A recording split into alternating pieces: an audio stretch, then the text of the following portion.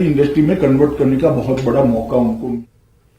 आगे बढ़ेंगे। बारामुल्ला पुलिस ने लश्कर के 4 ओवरग्राउंड वर्करों को गिरफ्तार किया है। एसएसपी बारामुल्ला रईस मोहम्मद भट्ट ने बताया कि यह मॉड्यूल 22 अगस्त को शराकपुरा वागूरा में सरपंच के घर पर ग्रेनेड हमले में मुलविस था। उनके कब्जे से 2 ग्रेनेड और चरस बरामद की गई हैं। जिस शख्स ने सरपंच के मकान पर ग्रेनेड फेंका वो ड्रग्स के नशे में था।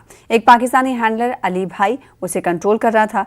अली भाई ने पूरा वाकया कैमरे में रिकॉर्ड करने की हिदायत दी थी। शराकपुरा के मोहम्मद सलीम खान, मीर मोहल्ला सालुसा के सज्जाद अहमद मीर, सालुसा के ही बिलाल अहमद शेख और निजी भट्ट के नसीर अहमद को गिरफ्तार किया गया है।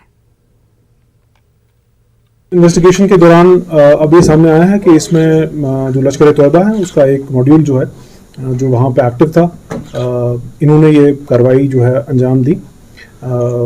कुछ सस्पेक्ट्स जो हैं वो लाए गए, उनसे पूछताछ हुई, कुछ टेक्निकल लीड्स मिली, कुछ और सीसीटीवी फुटेज की बिना पे हमें लीड्स मिली और इसके चलते हमने जो है ये मॉड्यूल बस्ट किया है और कुल मिला के अभी तक 4 लोग जो हैं इसमें गिरफ्तार हो गए।